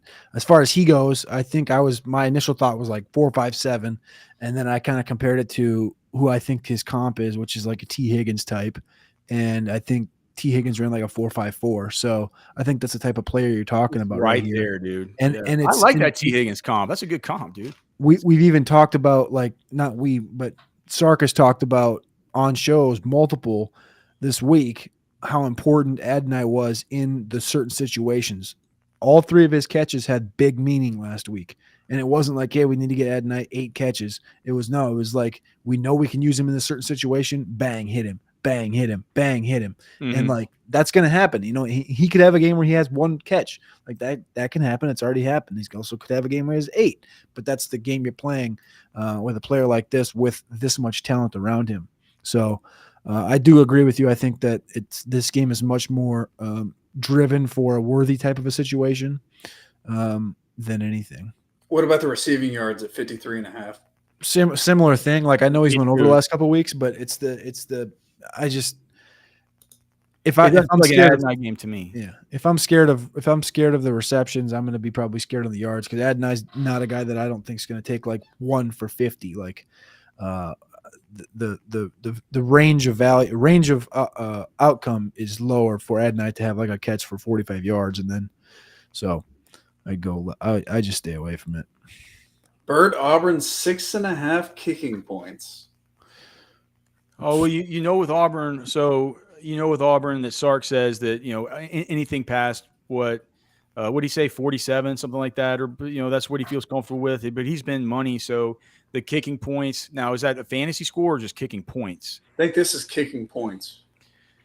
Well, they're going to get down in the red, so basically we're not going to get 4 points for a 40-yarder. Okay, so this goes over. I mean, he's probably like, if this thing goes the way that I think it's going to go, he's going to get 4 or 5 just extra points anyway. He kicks 1 field goal and he's golden.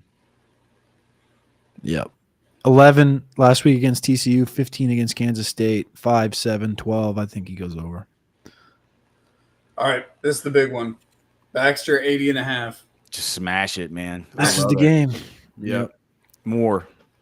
It's just like, if it's not more, I think Texas will be in a little bit of not maybe trouble, but I don't think things will have gone as I sort of see them going if he doesn't get more than 80.5. That's not how I see this game going. I think there's 3 ranges of outcome for me. One is it's a Baxter game. He goes for $160, 2 or 3 tuggies, and it's one on the ground in grueling fashion.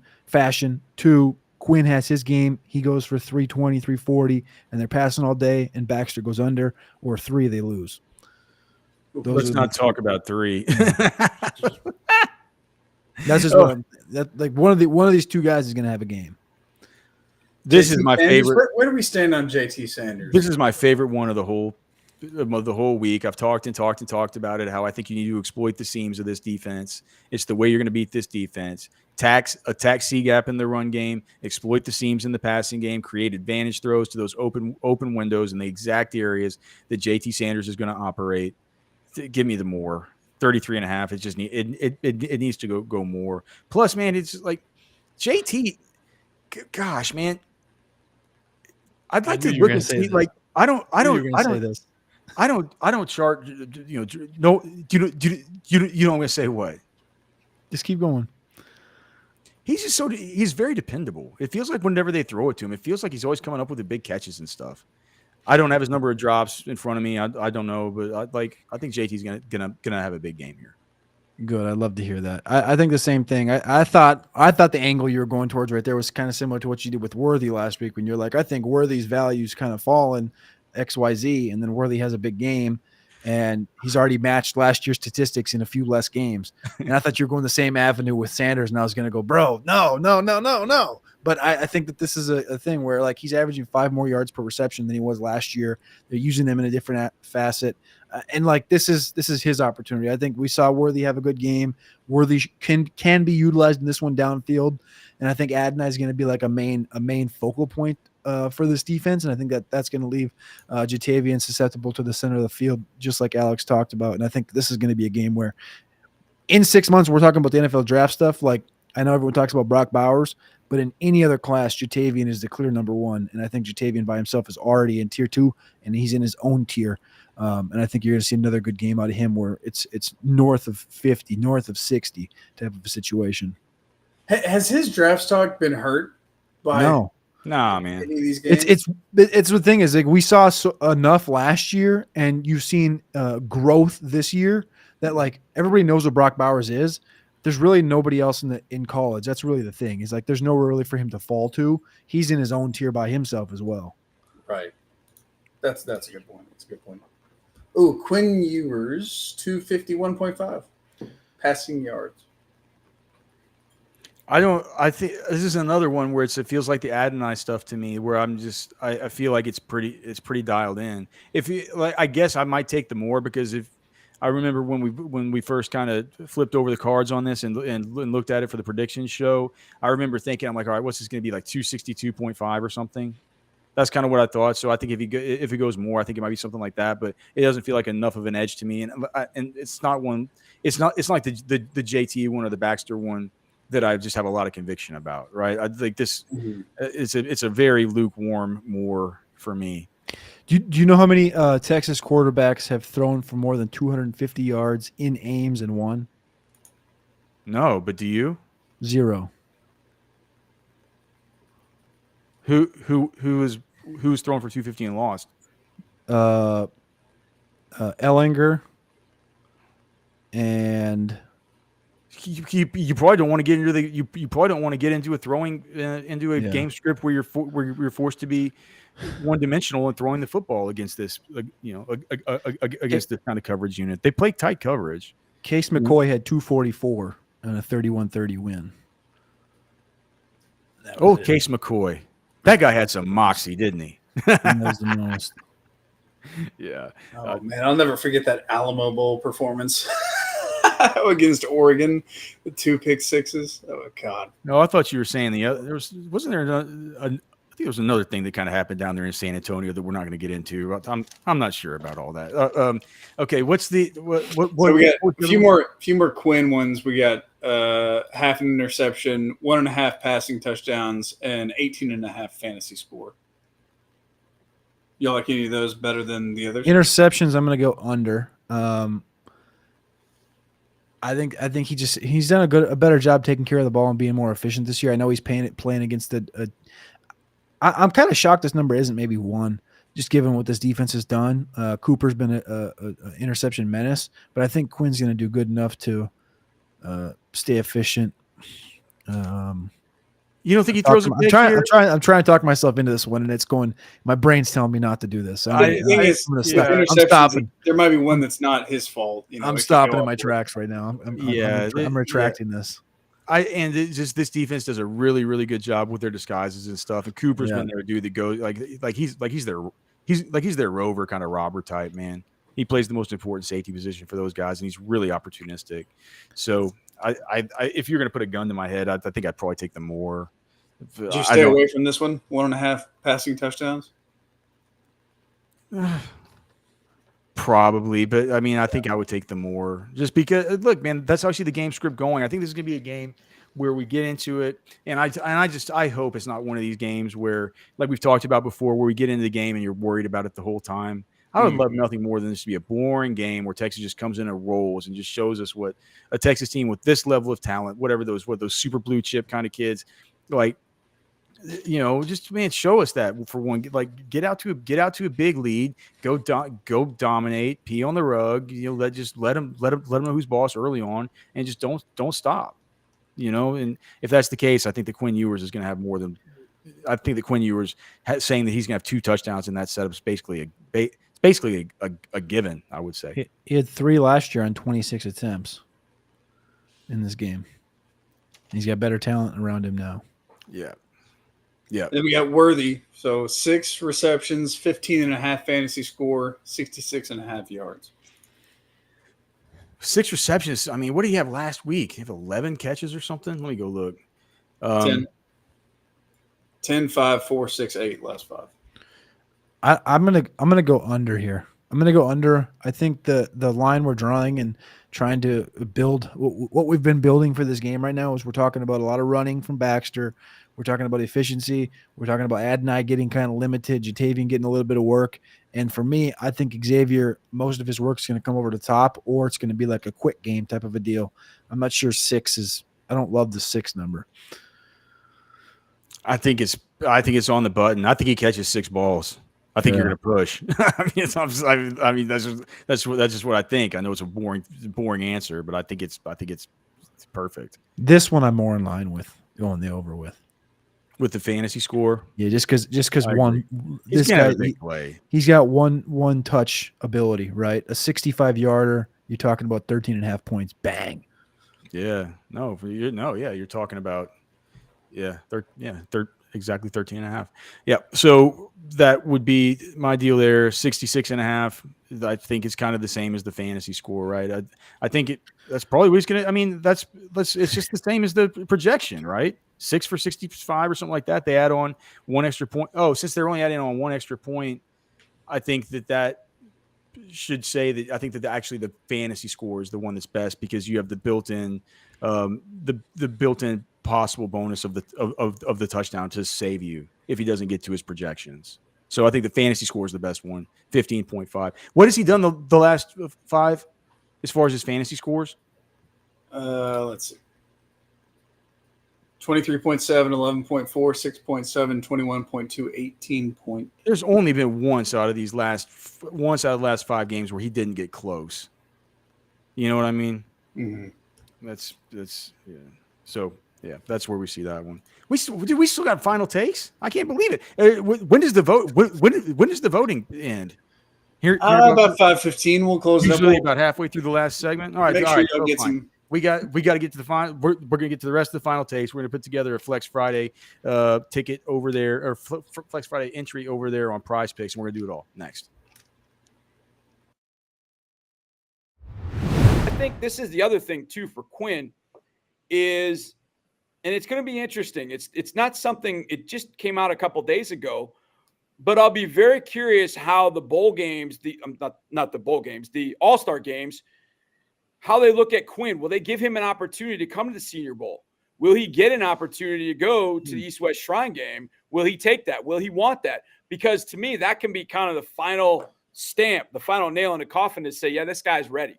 When the NFL decision makers, and I'm not saying scouts aren't, but when the decision makers, the director of college scouting, the GMs can sit down with these guys and look them in the eye and say, okay, let's talk for 15 minutes. Let me get a feel for you before we go to the combine. Let me watch you in practice all week, with this hot, this mixed all-star group, high-level talent sort of thing.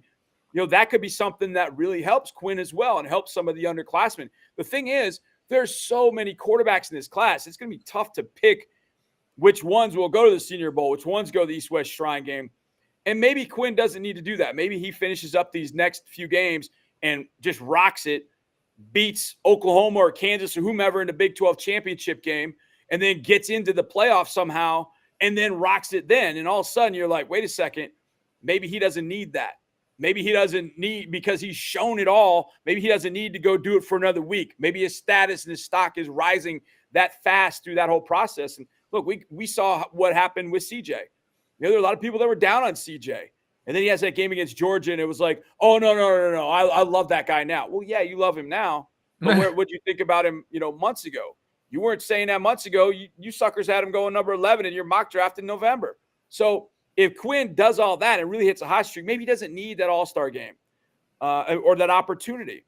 And I'd be curious if he'd want it. But now it's actually available to guys. And I think that's going to be really interesting for those all-star games. And I'll be interested if that's the rule, whether next year, which doesn't help Quinn, but is going to help some players at Texas, A&M, et cetera. If they add another all-star game back, they had taken one away because, and I don't know why, maybe just funding, whatever it might be. But if you have underclassmen that can play in these all-star games, you might be able to fund another all-star game to give these guys an opportunity to showcase to do it again. So I'll be curious if that's something that's afforded to Quinn. And if I were him, I would take them up on it all day, every day, because you get that opportunity to be around. I mean, just the time you get with the decision makers is very, very helpful. And how many times have you read an article after a guy gets drafted? Oh yeah, well, we sat down at the Senior Bowl. We talked about this. So we sat down at the college, did this. Well, if you get that opportunity to do it in Mobile, then you can do it in Indianapolis. Then you get a 30 visit, and then you get a private visit after that. I mean, that's enough time for Quinn Ewers to say, look, it doesn't matter whether I'm 6'1", 200 or 6'8", 350. I can throw the rock. You can trust me. I can be the face of your franchise. And that's what Quinn Ewers is going to need. So, yeah, I think these 3 games, Chad, are going to be pretty important. But I think there's so much in addition to it to just add to his novel. And the longer that he makes his novel, I think the better for him, because I think the end of the novel is going to tell a different story than what the beginning of the novel told. It's Football with Friends. We're having some fun on a Friday, a Final Takes Friday. Again, Alex Dunlap, Cody Carpentier, Blake Skaggs. So happy to be here with you guys. If you have questions for me or the show, you can always email me, alex@rosterwatch.com. You can email. Look at this. From Blake May. Blake May. He wasn't lying. Sitting over. What is that? Alfalfa or clover? What do you got out there? Golly, looks good. Looks good. I don't see any deer though, Blake. I don't see any deer. There's some deer way off in the distance. I can't tell. I can't tell. Maybe over here. Cattle. Are those? Yeah, it's too far off. To I'm tell. not. I'm not. Well, I'd have to know what the size of the right. It's like how far in the distance is that? We can't range. We also got a video from Jay Ward that he sent us last night that we're going to play real quick. See, these are the kind of things that you need to send. So if you'd like to send these kinds of videos, you want to send us some photos, whatever it is that you got. Have you seen this, Alex? No, I haven't seen it. It's a restaurant in the city. Dude, make it bigger. What is this? Hold on. Is that a buck? Yeah. Oh my God! Did you ever What see is it one of doing? the buck went through the front of the Jumped bus? through the window. Oh my God! Well, the rut is on there. That only just a drooling, just completely rut crazed buck would do something like. My God! What did you think that was? Jesus. I bet he saw. Where did that happen? In Tennessee, that's where they're from. I'm not sure exactly what city. He just said in the city I live in. In the city he lives in? Mm-hmm. Oh God, Jay Ward. Jay Ward just lives a crazy life, man. Like he's a private investigator out there hunting these ducks, and he's got bucks jumping through windows at his local diners. What the heck, Jay Ward? We got another picture from him too. Hold on, let's see. Cody has called. Speaking of Jay Ward, Cody got called in some 3 a.m. votes. What is that? Oh, look at Jay Ward. I think that's a younger version of Jay Ward. Mm-hmm. Nice. Look at the dude.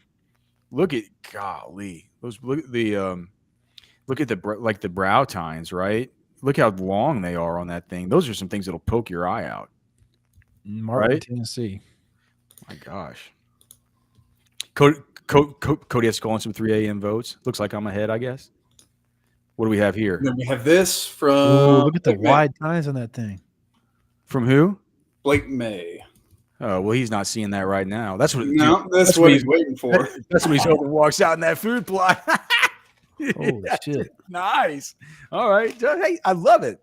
And we got homeboy from earlier asking, "Oh, look at this! I've come back." People. It's tight though.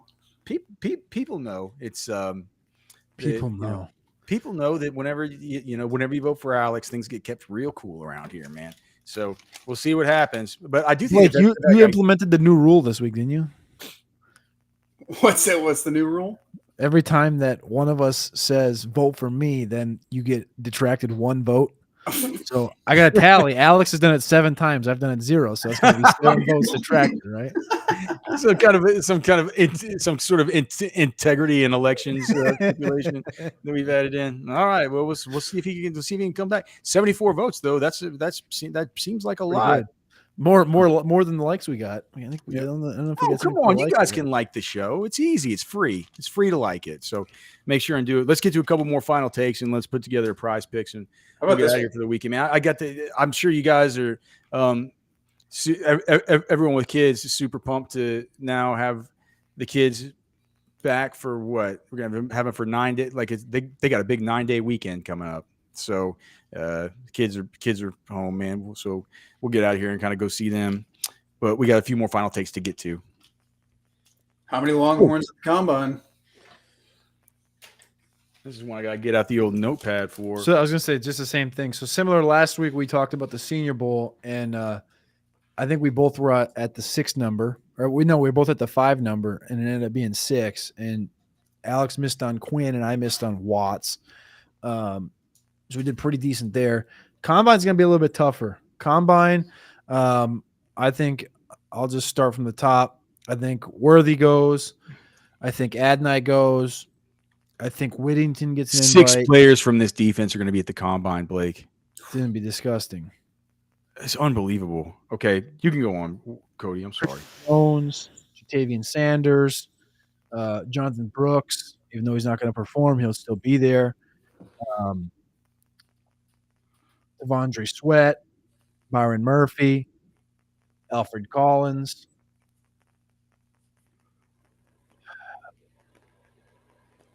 You're missing one.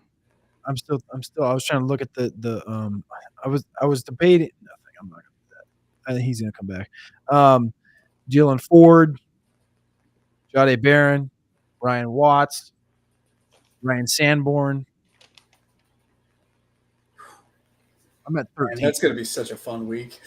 I don't think it's gonna be fun for Alex. Alex is gonna be running his Running from place tail to off. place. Oh man, You're I gonna got figure- 13. I have. You think Jaron Thompson or you think Jaron Thompson gets in? I don't think so. Here's mine, and I'm probably missing somebody. Tavondre on defense. Tavondre Sweat, Jade Barron, Jalen Ford, Ryan Watts, Alfred Collins, Byron Murphy. On offense, Worthy, Mitchell, JT Sanders, Jonathan Brooks, Christian Jones, and possibly Quinn. So I think if Quinn, I have 11, but 12 if there's Quinn. Who do I not have on that you have on? Sanborn Sanborn. Oh, and is he gonna go to Whittington. the combine? Sanborn Yeah, and Whittington. Whittington's going to go to the combine. Yeah. Gosh. So there's That's- Whit. 661, and then Quinn's a plus. So Quinn could be the 14th. If they Dude. took Sanborn. That's even this. That's nuts. And you're telling me. I remember. Do you remember, Cody? Whenever who was it? Ohio State that year where they had 13 guys at the combine. And everybody's like 13 guys at the and we're worried about this team beating Iowa State. And Jareth Mulholland says no Barron Sorrell. I think Barron Sorrell comes back. I think That's the one I stopped at when I was standing and I didn't say anything. I was thinking about Barron Sorrell, but I was like, Barron, he's gonna come back. I think Barron's going to come back. He has to come back because of. I mean, he's had a good year, but he wants numbers. Numbers are going to get him drafted, not stuff that not pressures. Pressures aren't going to get him drafted. And he doesn't. If he had some kind of physical trait superpower like Tyree Wilson had last year, that would be entirely different. If Tyree Wilson was as productive as Barron Sorrell, he could have been the top non-quarterback pick last year. Can I ask a question? So we just listed a lot of guys, and is David Benda just going to be an accountant next year, or what? Is he going to get anything?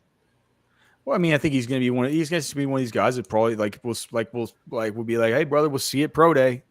I kind of think that after the season's over, I think that's kind of the way it's going to go for him. Or we'll see it at the Hula Bowl or the NFLPA game. Mm-hmm. I thought you were going to say see you at Hula Hut, the restaurant. I see it. Pluckers. I would love to bump. I would love to bump into bartending. David Benda at Hula Hut. Hula Hut's good, right? It's a cool spot. It's been a while since I've been there. Do you know what? There's always that restaurant that's next door to Hula Hut that everybody goes to, and they only go to it because Hula Hut is too packed, and it change and that restaurant changes like every couple of years. Mm-hmm. Has that been I don't drive around to Westlake as much anymore because growing up there, that was always so funny to see that thing always change. And I guess technically it's not in Westlake, but it is right across Lake Austin from the area of Westlake that I came from. All right. We got another final take. All right, here. let's take this down. Just open the floor for overall final takes on Texas versus Iowa State. Where are we at, guys? Final statements before. I mean, everything on the line. Everything on the line. Bottom line is, I don't think Iowa State has the depth to hold up. I've talked about it already, listening to these stupid shows on all these Iowa State channels about them banging the 4- and 5-star drum. And I asked my buddy, I was like, why is what's up with this Texas thing? I said, because nobody in Texas even thinks about Iowa State. They think about them as yeah, dude, you see that crumb over there? Yeah, I'll pick it up one of these days. It's like, it's not like, you don't have to, it's not generally a game that you think about like, oh yeah, we're circling that thing, but you're circling Texas for a reason, because Texas has been relevant for 100 years. And despite them having a couple of down years, you still circle them. And there's a reason you still circle them, because they're the big dogs of the conference. And my buddy's like, yeah, well, they all think they're good and their shit don't stink and that they're going to the championship every year, but they haven't been good. And now they're going to the SEC. So we're trying to leave, to kick them out of the conference and all. And it's just like all this mumbo jumbo crap. And then I look at the roster and it's like, oh yeah, this guy, he started 61 games for us and he's our defensive leader, Gary Vaughn. I think he's their linebacker, right? And he 2 games away from being the all-time record holder for starts for a team. And then they have Jeremiah Cooper's coming back from injury, who's an interception leader in the season in college football. TJ Tampa supposed to be his draft pick. Like, those are 3 leaders on defense. Okay. Nobody rotates as much as we do on defense, these Iowa State guys are talking about. Well, there's a problem here, dude. Everybody rotates, and Texas rotates too. That's why Trill Carter's playing. That's why Vernon Broughton's playing. That's why Alfred Collins plays. Like, the guys like, I think Trill Carter, and again, you literally saw him come from Minnesota. Trill Carter plays more snaps for Iowa State. Alfred Collins starts for Iowa State. These guys are starting for Iowa State if they're in that roster. I don't think this defensive line can hold up. They're very young. They came into the season, this whole entire team did, with no expectations, limited because of the situations that were dealt to them earlier with suspensions and whatnot, and just being straight up young. They've talked about this, including their coach. And I think, quite honestly, I just, top to bottom, I think, and I'm going to go right back to where I started with this, was you had no reason, zero. You've won 3 of the last 4 games. You had no reason to open your mouth, but you decided to open up your mouth. And for that, I think they're going to pay. Texas knows Texas knows and has known they've needed to play a complete game. They've known they need to put 60 minutes together, 60 minutes of dominant football. And I think the entire country is waiting for them to put 60 minutes of dominant football, because the bottom line is if even with that loss to Oklahoma, if they would have been playing dominant football, they would be ranked ahead of an Oregon right now. But Oregon's playing dominant football. I think Sark is kind of, I wouldn't say annoyed, but more so like understanding of that. I think he's got these guys completely dialed in. And I think that this team is going to come out and show us the best football that we've seen since the Alabama game. In that Alabama game, when Quinn went for 349, 3 touchdowns, no picks, it was 3-3 tied second quarter. At that point, he went 9 for 10, hit Worthy on that deep touchdown, got a last-second field goal, 13-3 going into halftime. Then they come out a little bit slow, fourth quarter. He goes 7 for 8, rattles off 7 for 8. They score on 3 straight drives, and they go from 13-16, losing, up to 34-16. We've seen 1 quarter last week where they dominated. We've seen 2 quarters. We've seen 1 quarter. This game right here, you're going to get a full 60 minutes of dominant football. You're going to run the ball with Becht for north of 100. We're going to get Ewers playing a good game. I'm not saying he's going for 300, but I think he's going to play a strong game, and he's going to have to navigate this defensive backfield strong and efficient, and I think he's going to do just that. And I think it's going to be 50-13 Texas, and I think it's going to be a walking, and you're going to get some respect on Tuesday night, and they're going to say, this is what we've been waiting for, Texas. Thank you. And maybe, just maybe, they'll bump you ahead of Oregon. Well, that was one hell of a final pitch, but it looks like it's going to come up just short. Oh, that's just too bad. Oh, you things you just hate to see. So close. Gosh, so close. Man, so close. Man, gosh, it really was. It was a great. Oh, we got a super chat here super chat from Mr. Money B. He says $10 USO. Thank you, brother. It's a great week of shows. Final take. If you have one piece of advice to give Sark on O or PK on D, what would it be? Cody, Nothing. You want to take one and I'll take the other? Nothing. I wouldn't give him any advice. I think that this is kind of like what I just alluded to. I think that they just got it. They know what they need to do. They know what they need to fix. You guys had your 3-3-5 conversation this week. I think it was the best 15 minutes of air on Orange Bloods all week. I think it was. And I think that Sark's aware of that. Both sides, I think, are aware of things that have been said over the last week. I think both sides are aware of what has been said about the team in totality on the season. Both sides, I think, are aware of what the next 3 weeks looks like. 2 games that are blowoutable, and then a rematch potentially with Oklahoma. They know what's on tap. And I don't think honestly, if you had one piece of advice, do your thing. That'd be my advice. Yeah, I mean, my advice would be just look. I mean, Sark doesn't need my advice, but I would say, inside zone advantage throws to the seam. I mean, he doesn't need that from me, but I'd say just don't get away from that and just keep pounding him inside zone. Just pound him. Pee on the carpet. Pee on it, Sark. So yeah, that would be mine. Thank you so much, Money B. Speaking of money, man, what do you say, man? What do you say? We try and make some money. in Prize Picks. Pull up some Prize Picks. I'll show you guys the new way you got to do this, where you have to go to promotions here. You have to opt in to Flex Friday. So now I'm opted in, so I can go to the board here. So they've changed it now back to 20. Okay, so it's just 20 again. They gave us 50 last week. I'm going to get in some of these ones that I talked about, right? So I talked about Jatavion Sanders. I want that one more than 33.5. We talked about Baxter. I want that one more than 80.5. Now we're going to have to fill this up. Cody, you got any like unabated stuff from tonight in college football? I'm pulling it up right now. Colorado plays Washington State, and then South Florida plays UTSA. Dude, is this the Jeff trailer? We're too distracted game from UTSA, maybe? About their coach maybe going somewhere else? Or does he go out with a bang? Yeah, I kind of think that. I mean, Trailer's such a G. He probably and who knows if they're even going to hire him. Sounds like that thing's moving pretty good though. As usual, Blake. Just an excellent take from me that he would be such a good hire. I mean, golly, what a good take that was. All right, maybe I'll look at some of these NFL picks then. Unless you come up with something for tonight that you love, Cody. I got Xavier Weaver under receiving yards. Is that a super confident one? Yeah, that was my shit's not loading right now, but I did a video earlier and that was your stuff. Remember your stuff. My stuff's not loading. Yes, family show. The less than 85.5 receiving yards. Yeah, I don't know about that, man.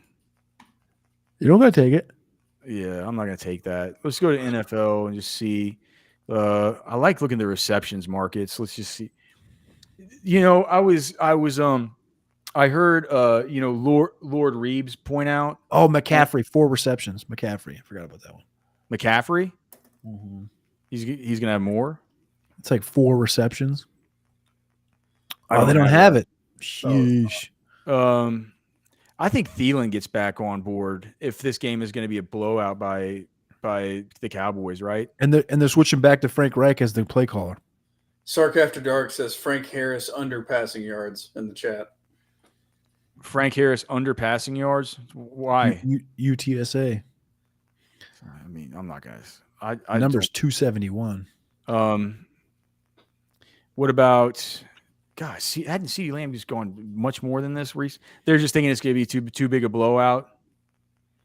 Yeah, but how are you going to get to the blowout? CeeDee's going to catch more than 6.5 balls. He's the type of dude that we see this from these alphas, and he's in his element right now. I'm not sure you want to fade a dude in his element. Like, how many times have we seen Devontae come out or Keenan Allen come out in a game, and they hit 4 receptions on the first drive? And it's like, okay, bang, 8 by halftime. Do you think this could finally be the week for Pollard with the number 1 matchup on the whole slate for running backs? I do. I think I have him as a top 3 back this week on our ranking. He hasn't gotten to this all year. God, he's not in. They're running that offense through Dak. Yeah, you know what I mean? Yeah. It's been such like that's one of my biggest mistakes from the pre-draft process was being a little bit high on Pollard. You know, thinking you could take him at the 1-2 turn. It's just and I'm not mad about it because the process is fine. Do you think that with Chuba Hubbard looking so bad lately, though, that Miles Sanders could get a little bit more run? I want no part of that backfield. Okay. In any facet of life. Oh, God. DTR, only 18.5 rushing yards. He's going to run for his life, Cody. Against Pitt, yeah. That's all they're going to be able to do. Holy it's cow. just, I mean, 18.5? You got to be kidding me. That's a gift. Okay. Kenny R says Ollie Gordon plus RJ Harvey combined rushing yards. I've been making money on those combo plays. It's interesting. I kind of like the Ollie Gordon one against Houston. Or RJ, oh gosh, what is RJ? Wow, 237. That's it. He might. I mean, Ollie could go for that on his own. What does RJ Harvey usually go for? I'm looking him up right now. RJ Harvey's last couple. Holy cow! Harvey had 206 against Oklahoma. Wait. That's a good call from homeboy. All right, 206, 164, 100, 100, 133 for RJ Harvey. Yeah. Awesome. All right. So this is actually going to win. These are good picks. All right, cool. All right, man.